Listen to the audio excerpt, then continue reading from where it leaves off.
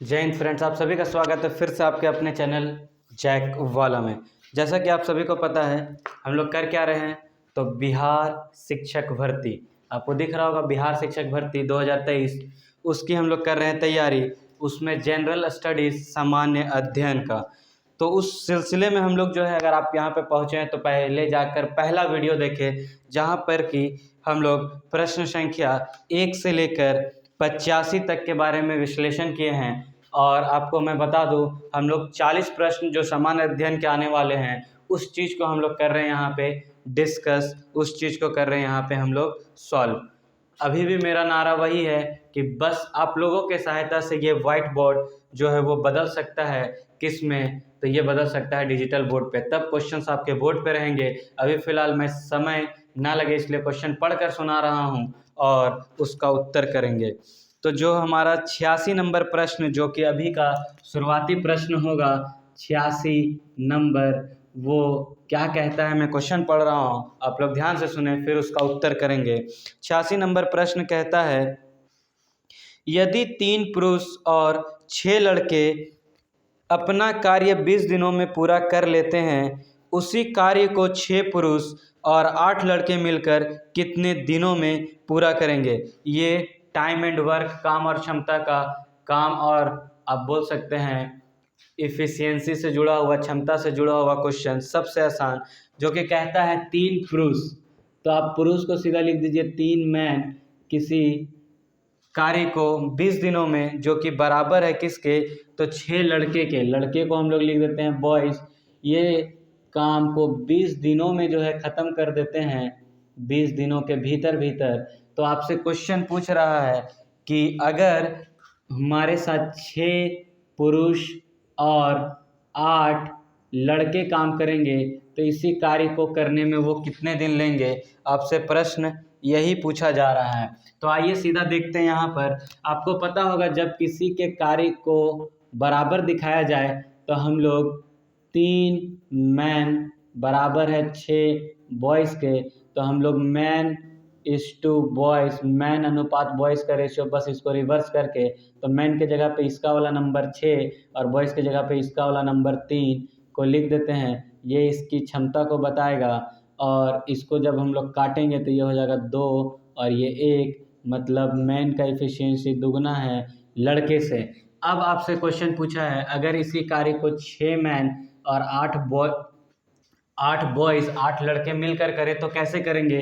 तो आपको पता होगा 6 लड़के और उसकी कार्य क्षमता, ये 6 मैन जो है उसकी कार्य क्षमता दुगनी है, तो दुगनी एफर्ट के साथ, और 8 लड़के, 8 का जो है कार्य क्षमता 1 है, 1 के साथ किसी कार्य को कितने दिन में करेंगे वो निकालना, उसको मैं मान लिया टी, और जो टोटल कार्य है वो कितना है, तो इन सभी कार्य को, ये कार्य कितने दिन में हो रहे हैं 20, और कितने लड़के कर रहे हैं, तो 6 लड़के, तो हम लोग को अगर निकालना है तो 20 दिन मिलकर 6 लड़के इस कार्य को पूरा कर लेते हैं। ये दोनों जो है बराबर होगा, और इसको जैसे ही सॉल्व करेंगे हमारा आंसर आएगा। तो 20 इंटू 6, आपको भी पता है 6 दूनी 12, 120, 6 दूनी 12 प्लस 8 एकम 8, और यहाँ पे है टी, 12 और 8 आपको पता होगा कितना हो जाएगा 20, टी बराबर 120। कोई भी चीज़ अगर इधर गुना में है, इधर आके भागा में बदल जाएगा, तो 120 बाय 20, इसको हम लोग जैसे ही काटेंगे तो आपको साफ साफ दिख रहा है ये कहीं ना कहीं 6 गुना है, 1 0 1 0 खत्म, और ये 6 गुना, मतलब जो टाइम लगेगा वो 6 दिनों का लगेगा इस कार्य को पूरा करने में। ये इसका सीधा सा उत्तर हो गया। आई होप आपको समझ आया हो। नेक्स्ट क्वेश्चन जो है वो है प्रश्न संख्या 87। अब की हम लोग बना रहे हैं प्रश्न संख्या 87 को, और प्रश्न संख्या 87 कहता है, दिए गए विकल्पों में से उस संख्या का चयन करें जो निम्नलिखित श्रेणी में प्रश्न चिन्ह के स्थान पर आ जा सकती है। और आपको दिया गया है, क्या दिया गया था, एक सीरीज दिया गया है, और वो लिखा हुआ है 2, 6, फिर आप देखिएगा आगे है 12, 20, 30, और अगला है 42, और फिर आगे है प्रश्न चिन्ह। पूछ रहा है इस प्रश्न चिन्ह पे क्या होगा। तो मैं आपको बता दूं, जब भी इस तरह का आए तो आप सबसे पहले इसका अंतर लेकर देखिए। अंतर का अंतर नहीं तो एक बार में अंतर करेंगे तो उसका उत्तर हम लोगों को दिखने लगता है। तो सबसे पहले अंतर लीजिए, तो 2 से 6 गया तो कितना बढ़ा 4, 6 से जो है 12 गया तो कितना बढ़ा आपका 6 + 6 12। फिर अगर 6 से 20 गया है तो ये 8 बढ़ा है। फिर ये 20 से 30 गया है तो आपका 10 बढ़ा है। और 30 से 42 गया है तो 12 बढ़ा है। इतना देखते देखते आपको भी समझ में आ रहा होगा कि 4 से 2 बढ़ाकर 6, 6 से 2 बढ़ाकर 8, 8 से 2 बढ़ाकर 10, 10 से 2 बढ़ाकर 12, मतलब अगला जो नंबर आने वाला है वो 2 बढ़ाकर 14। तो जैसे ही हम लोग 14, तो 42 में 14 को जोड़ेंगे, तो 42 में 14 को जोड़िए तो कितना आएगा 4 और 2 6, और 4 और 1 5, 56। मतलब ये जो प्रश्न चिन्ह है उसका सही उत्तर हो जाएगा 56, और इसको सीधा टिक करेंगे और आगे बढ़ जाएंगे। अगला प्रश्न जो है वो आपका सामान बेचने को लेकर है, मतलब क्रय और विक्रय मूल्य से लेकर है। और मैं उस प्रश्न को आपको, प्रश्न संख्या 88 को यहाँ पे दिखा रहा हूँ बनाकर। और बहुत ही आसान क्वेश्चन, इस तरह का क्वेश्चन हम लोग चुटकियों में सॉल्व करेंगे। प्रश्न संख्या 88 कहता है, एक वस्तु को 138 रुपये में बेचने पर दुकानदार को 8% की हानि होती है।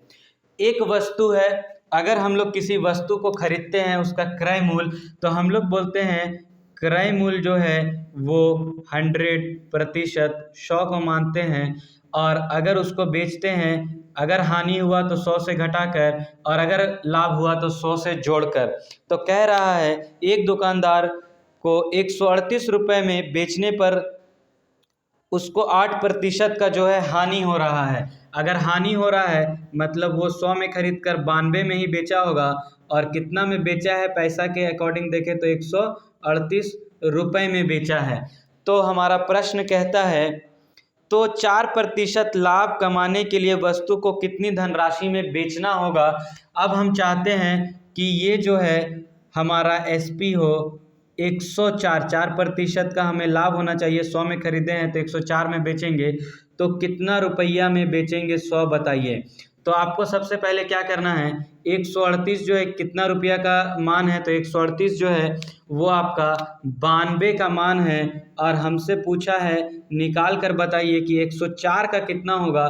तो जितना का चाहिए उससे गुना, जो दिया होगा उससे भागा, और इसको सॉल्व करेंगे तो आपको पता होगा 4 का टेबल पढ़िए, 4 दूनी 8 और 4 तिया 12। यहाँ पे हो जाएगा 4 दूनी 8 24, 24 आपको पता है 4 का टेबल में 6 चौके 24, तो यहाँ पे 6। और इस 23 को देखिए इससे कटता है क्या, तो 20 6 बार में लग रहा है, 6 तिया 18, तो ये 6 गुना है, तो 6 और 26 और 6। इस तरह के क्वेश्चंस के ऑप्शंस में पहले आपको बता दो, इसका ऑप्शंस दिया हुआ है 156 रुपये, इसका पहला ऑप्शन है 156 रुपया। दूसरा ऑप्शन है 144 रुपया। तीसरा ऑप्शन आपको दिख रहा है 210 रुपये।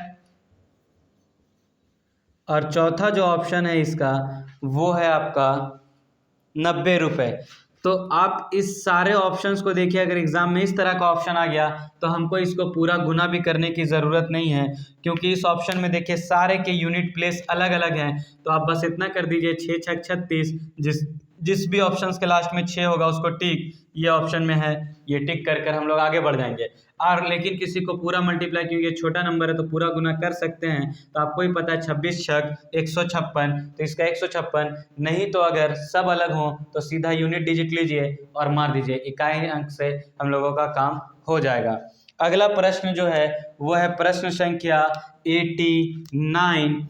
प्रश्न संख्या जो है 89 वो क्या कहता है, तो प्रश्न संख्या 89 कहता है, पारस और अंजलिका, दो लोगों का नाम दिया हुआ है। पारस और अंजलिका ने एक स्थान से विपरीत दिशाओं में क्रमशः 30 किलोमीटर पर आवर, एक तरफ से जो है 30 किलोमीटर पर आवर की स्पीड से, विपरीत दिशा मतलब ये इधर से जाएगा उधर से आएगा, तो 30 किलोमीटर पर आवर। और दूसरा जो है वो 3.5 किलोमीटर पर आवर के गति से एक दूसरे की ओर, विपरीत दिशा मतलब एक दूसरे की ओर आते हैं चाल से चलकर, तो बताइए 2.5 घंटा में वे दोनों दूसरे से कितने दूर होंगे। तो आपसे पूछता है कि वो 2.5 घंटे में एक दूसरे से कितने दूर होंगे, और आपका जो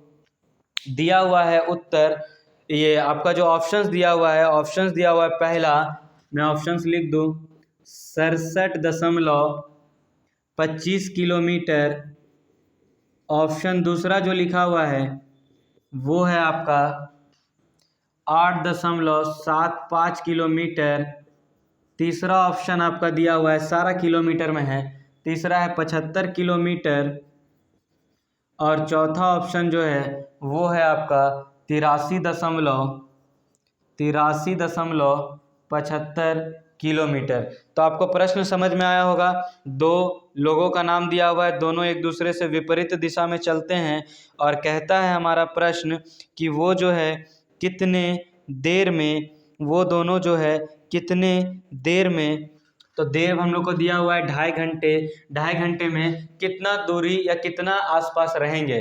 तो हम लोगों को इस तरह का क्वेश्चन, चूंकि हम इधर से चल रहे हैं वो उधर से आ रहे हैं, दोनों का स्पीड जुड़कर, दोनों का चाल जो है जुड़कर काम होगा। तो दोनों का चाल जो है इस तरह का, अगर विपरीत दिशा में हो तो जोड़ देते हैं, और अगर सेम दिशा में चल रहे हैं तो घटा देते हैं। तो यहाँ पे जोड़ेंगे तो 30 + 3.5 मतलब हमारा जो चाल होगा वो होगा 33.5 किलोमीटर पर आवर। और आपको दिया हुआ है चाल, समय, दूरी निकालना है। तो आपको भी पता होगा दूरी बराबर क्या होता है, तो चाल गुने समय। ये आपको याद होना चाहिए। ये हम लोगों का एक सूत्र है जिसका उपयोग करना है। दूरी बराबर चाल गुने समय। चाल हमारा है 33.5 और समय दिया हुआ है 2.5 घंटा। अब इसको जैसे ही गुना कीजिएगा तो यहाँ से हटाइए, ये नीचे 10, यहाँ से हटाइए, ये नीचे 10, 5 का यहाँ पे पहाड़ा पढ़ दीजिए तो 5 × 5 = 25, 5 दूनी 10, यहाँ पे भी 5 दूनी 10 और 5 × 6 = 30, और यहाँ पे 3 बचा, 5 × 7 = 35। तो यहाँ नीचे 4 है और ऊपर है 67 × 5। इसको जैसे ही गुना कीजिएगा तो आपका आ जाएगा, मैं यहाँ लिख दे रहा हूँ, इसको जैसे ही गुना कीजिएगा तो आ जाएगा 7 × 5 = 35 के 5, हाथ में 3। आपको भी कैलकुलेशन मेरे साथ करना है और मेरे से स्पीड करना है। 6 × 5 आपको पता है 5 × 6 = 30 और 3 = 33 / 4। इसको जैसे ही आप सॉल्व करते हैं तो s का जो मान निकल कर आएगा वो आ जाएगा 83.75। क्योंकि ये आसान है, आपको भी सीधा 4 के पहाड़ा से काटना है, इसलिए मैं सीधा लिख रहा हूँ 83.75। और ये क्या है, तो दूरी, तो दूरी हो जाएगा किलोमीटर। ये इसका सही उत्तर, ऑप्शन जो आपका दिख रहा है 4, ये आपका सही उत्तर हो जाएगा। उसके बाद आते हैं अगले प्रश्न की ओर, और प्रश्न संख्या 90 जो है वो आपका बहुत ही आसान, आपका सिंप्लीफिकेशन से क्वेश्चन है। तो मैं एक साथ पूरा सिंप्लीफिकेशन जो है रखूँगा, क्योंकि यहाँ पे सिंप्लीफिकेशन मतलब आपका बोर्ड मास, आप सभी को पता होगा, BODMAS बोर्ड मास के रूल से बनता है। और ये 90 नंबर प्रश्न उसी पे है। ये मैं एक साथ, क्योंकि ये प्रैक्टिस का खेल है, सिर्फ प्रैक्टिस करना होगा खुद से, इसमें कुछ नहीं होता, लेकिन मैं फिर भी इसको एक साथ रखूँगा। मैं आता हूँ अगले प्रश्न की ओर, जो कि है प्रश्न संख्या 91, और जिसका ऑप्शन यहाँ पे मैंने शुमार भी किया हुआ है। प्रश्न संख्या 91 कहता है 1912 में, आप लोगों को ईस्वी दिया गया है 1912, और कहा जाता है 1912 में सिविल सेवाओं के संबंध में रॉयल कमीशन के गठन के समय वायसराय कौन था। तो भारत में आप सभी को पता है वायसराय का रूल चलता था जब अंग्रेज यहाँ पे शासन कर रहे थे। उस दौरान 1912 में सिविल सेवाओं के संबंध में रॉयल कमीशन के गठन के समय वायसराय कौन था। रॉयल कमीशन के समय याद रखना आपको, वायसराय लॉर्ड हार्डिंग थे। लॉर्ड हार्डिंग जो है वो उस समय यहाँ पे वायसराय के रूप में शुमार थे। और याद रखना है इससे कुछ खास जुड़ी हुई घटनाएं, जैसे इस्लिंगटन कमीशन की नियुक्ति 1912 ईस्वी में उच्च पदों पर विशेष रूप से इंडियन सिविल सर्विस में भारतीयों की भर्ती की समस्या पर विचार करने के उद्देश्य से की गई थी। लॉर्ड हार्डिंग द्वितीय 1910 से 1916 तक भारत के वायसराय के रूप में कार्य करते हैं। आपको याद रखना है 1910 से लेकर 1916 के बीच में हमारे यहाँ जो वायसराय थे वो थे लॉर्ड हार्डिंग द्वितीय, इसलिए हम लोग यहाँ पे कह सकते हैं कौन थे 1912 में, तो लॉर्ड हार्डिंग। आते हैं अगले प्रश्न की ओर, प्रश्न संख्या 92 और कहता है निम्नलिखित में से दक्षिण अफ्रीका, आप सभी को पता है साउथ अफ्रीका जिसको अंग्रेजी में बोलते हैं, दक्षिण अफ्रीका की प्रशासनिक राजधानी कौन सी है? प्रशासनिक राजधानी दक्षिण अफ्रीका की कौन सी है? तो आपको याद रखना है प्रिटोरिया जो है, ड्वेन प्रिटोरियस, आप क्रिकेटर का नाम जानते होंगे तो उसी से लिंक कर याद रखिए, प्रिटोरिया उसकी जो है वो प्रशासनिक आपकी राजधानी हो जाएगी। साउथ अफ्रीका के ऊपर क्या चलता है?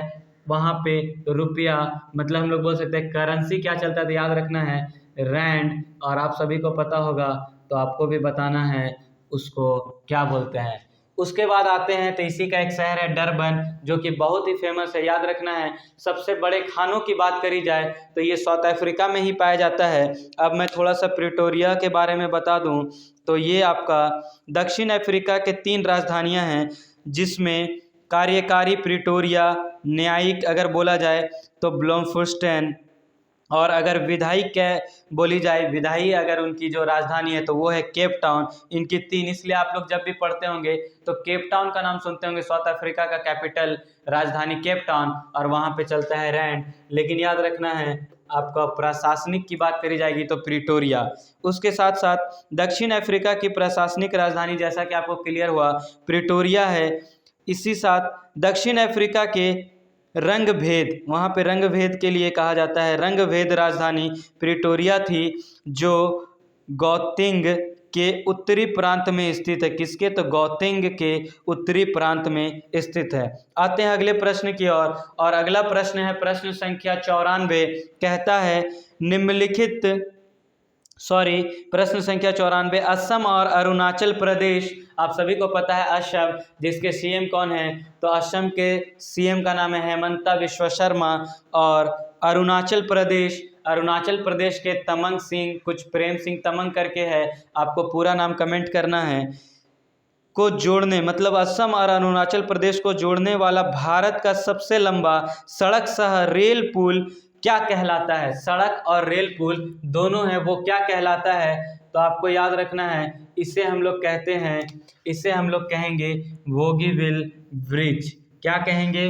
तो वोगीविल ब्रिज इसे कहा जाता है। ये प्रश्न संख्या आपका 94 है। मैं 93 को पार कर दिया हूँ, तो अभी मैं 93 बताऊंगा, पहले 94 पे बात करते हैं। असम और अरुणाचल प्रदेश को जोड़ने वाला रेल सह जो आपका सड़क ब्रिज है उसका नाम है वोगीविल ब्रिज। आपको याद रखना है पंबन ब्रिज का नाम आप बहुत ज़्यादा सुने होंगे, ये कहाँ पे है आपको कमेंट करके बताना है। पंबन ब्रिज बहुत ही फेमस है।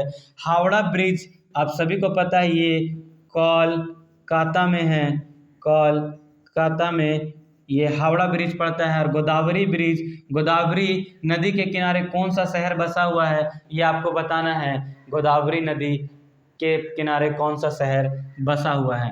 उसके बाद आते हैं हम लोग अगले प्रश्न की ओर।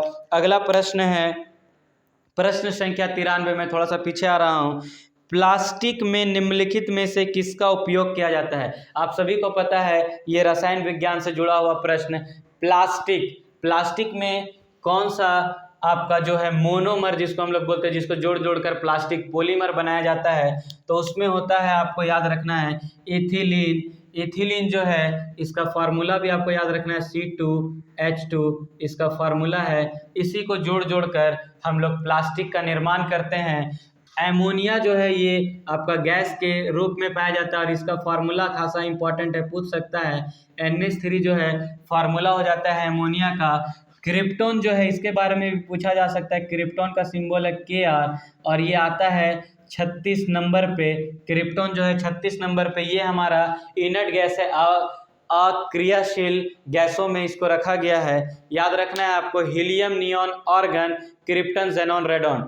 2, 10, 18, 36, 54, 86। तो 36 इसका जो है आपका परमाणु संख्या है। और साथ ही साथ ब्यूटेन का बात करेंगे तो ब्यूटेन जो है गैस हम लोग यूज़ करते हैं घर में, एलपीजी, उसमें ब्यूटेन और साथ ही साथ प्रोपेन और बहुत सारा गैसेस का मिक्सचर होता है। ब्यूटेन का फार्मूला आपको कमेंट करके बताना है कि ब्यूटेन का फार्मूला कैसा होगा। जैसे यहाँ पे C2H2 इसका फार्मूला है, तो ब्यूटेन का क्या होता है ये आपको कमेंट करके बताना है। अगला प्रश्न आते हैं हम लोग प्रश्न संख्या 95 की ओर। वो कहता है निम्नलिखित में से क्या जम्मू कश्मीर में स्थित है।